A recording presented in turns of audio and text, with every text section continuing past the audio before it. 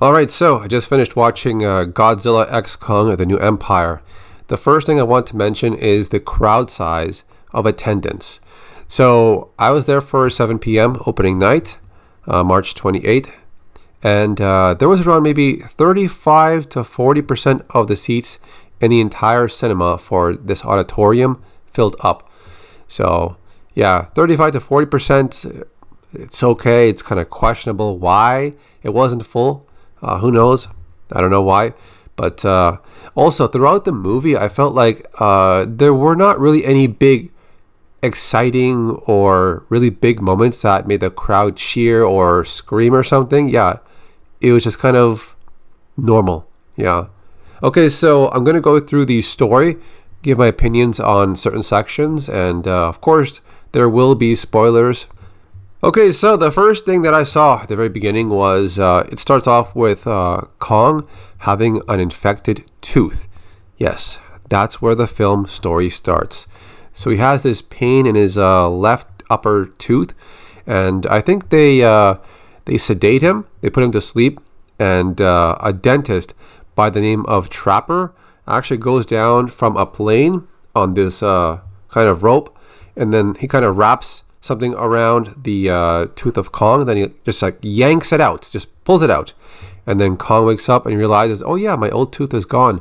But in exchange, they gave him a brand new tooth. Like, I'm not sure what material it is. Maybe it's like steel or metal or something, but it's like some really hard material. So basically a new tooth in Kong's mouth. They also show us that the little trap girl who can communicate with Kong is in this movie. You've seen her in the trailers. Her name is Gia. She has some significant connection to Kong in the story. So next up is Godzilla. He meets up with Scylla in Rome at the start of the movie. Yeah, we get into the action pretty quick. It's a very quick fight scene. It's very short. This is also the continuation from the comic book prequel story where Godzilla meets Scylla in Rome. And it says at the end of that comic book for that story, their fight will continue in the movie. And that's what happens. And after this battle, Godzilla goes to sleep in the Colosseum of Rome. Then he wakes up and then leaves. This small group then returns to Hollow Earth along with Kong to investigate these sound waves. This group is Bernie, Trapper, Dr. Andrews, Mikhail the pilot, and the young trap girl called Gia. Now, the ship they use has a technology to blend in with other flying predators, so they can kind of fly past them and not get attacked. What I noticed in like the first 20 minutes of this film is they jump to a few action scenes right away, and they kind of try to tell the story in small bits and pieces and different scenes here and there, but I felt like the story was like getting rushed to kind of explain small portions here and there, but overall I just felt like, oh, they're going really fast with the story, not taking their time. Godzilla would then be seen consuming a huge amount of radiation, possibly preparing for something. The group then goes to an outpost that they had for years, and for a long time it's never been attacked, but recently someone destroyed it. It's not Kong, it was by someone else. Now they grab a camera and leave. They try to get footage off of it later on. Kong would then dive deeper into Hollow Earth to find a cave with glowing crystals and skulls of other ape-like ancestors. And after like the first 40 minutes or so of the film, it's a total of 2 hours, but after a good portion, you start to realize that the main focus of the storyline is Kong's journey to find people like himself, like finding other apes, so he's not completely alone. That's the majority of the story, and Godzilla is kind of there in the background doing his own thing, and it kind of pops up here and there. But most of the film is kind of focused on Kong's journey.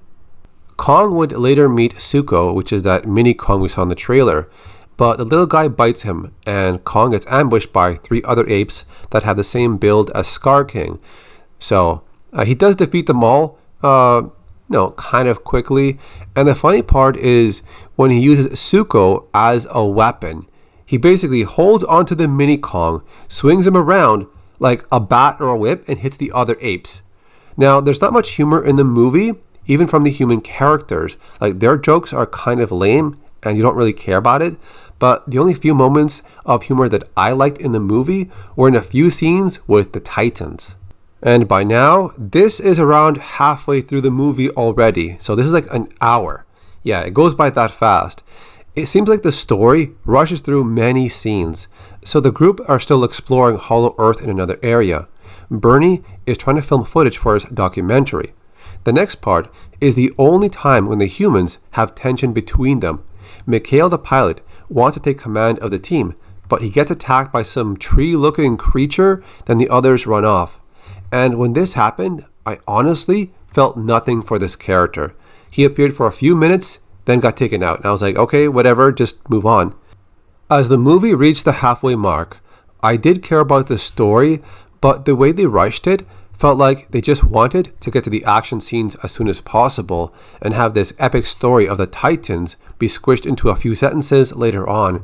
And that's kind of bad for me because I wanted to have like this big history or this long epic story of Godzilla with Scar King and Shimo, but they do reveal it later on, but it's such a small piece of the story. It's like, okay, it makes sense, but I was kind of expecting more. So Godzilla isn't headed to another area. This leads him to the Titan called Tiamat, and a crew aboard a submarine say if he takes down that Titan, he can then supercharge. Okay, now let's go back to the humans from earlier. Now, they end up finding a structure of another civilization. They push this block, and it activates water that flows down a set path. They come across some kind of giant membrane or some bioelectric home. It's definitely organic. They open it and go inside.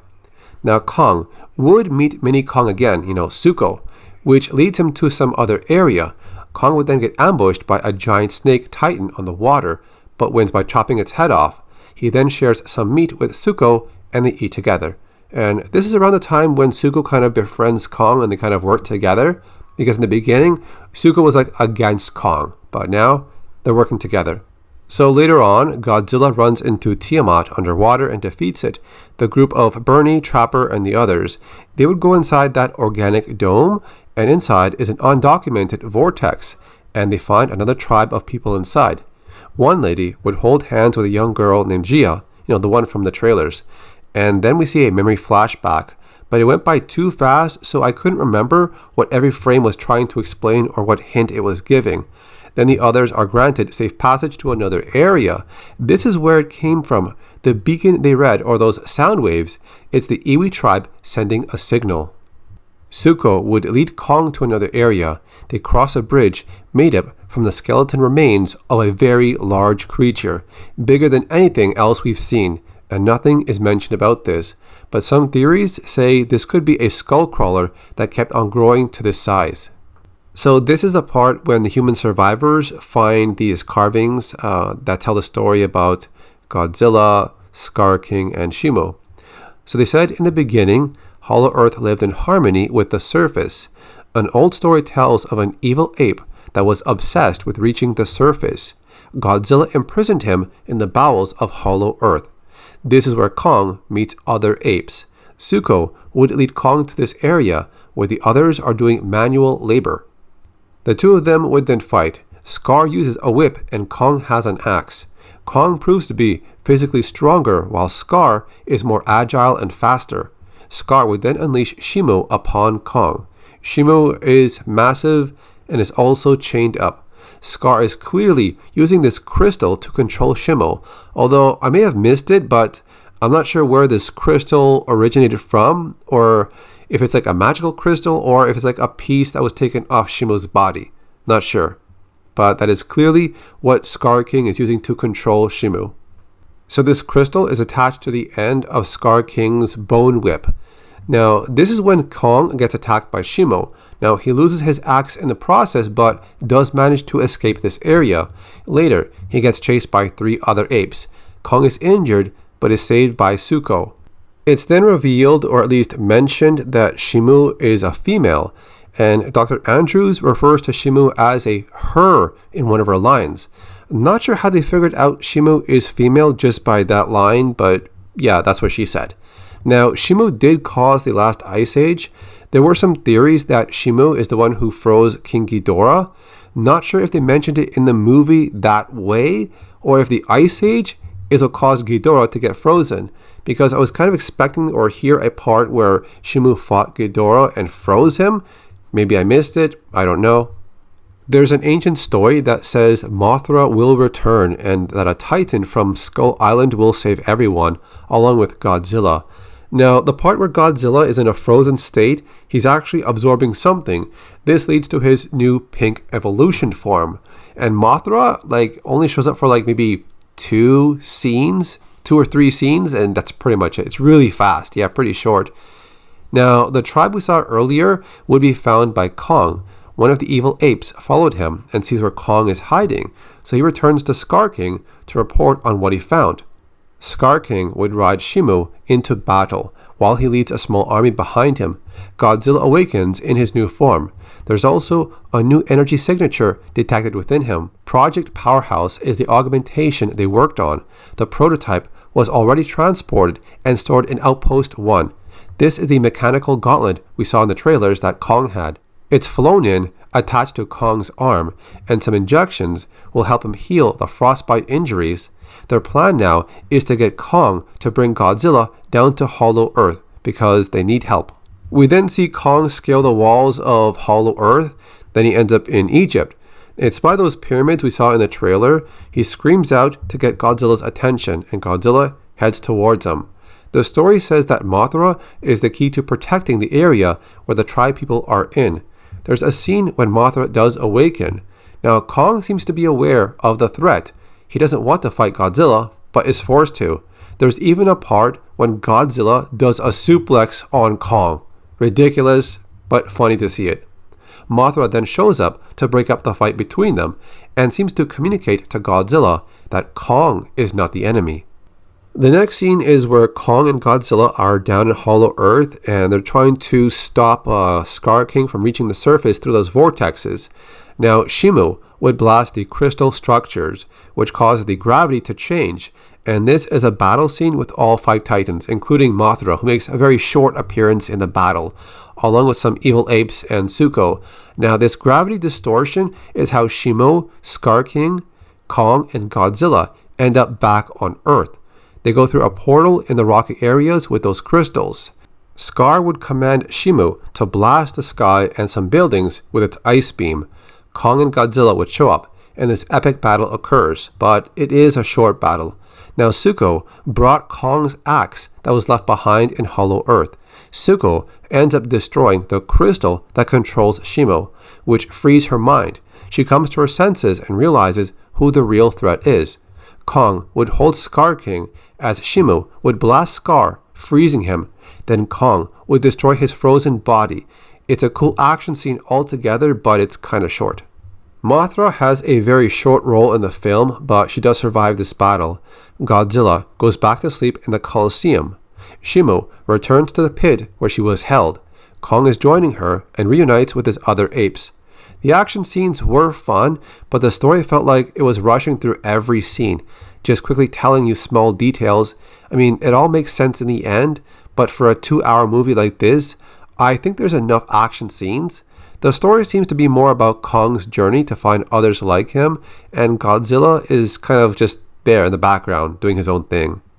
So was it a good movie? Well, that depends what you want out of the movie. The story is very brief, only explained in short pieces here and there. So if you want a Godzilla movie with a deep story and a slower pace to include more lore, I think it falls a bit short in that category. Unless if you like a movie about Kong's journey, then that's pretty much what it is. In this movie, I noticed that Kong seems to be more emotional and intelligent, while Godzilla is just going around beating up other titans to maintain the balance on Earth. And how about the action scenes? I think there's enough, but here's the thing. I did like the 2 versus 2 battle at the end, and I really wanted it to last a bit longer. There just wasn't enough on Shimu.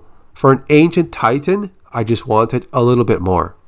Now, there does seem to be a lot of focus on the titans in this movie and less on the humans, which I guess is a good and also a bad thing, depending what you want from a movie like this. Some of us want a deep story, and others want less story and more action. So that's it. My final rating on this movie is a 7 out of 10.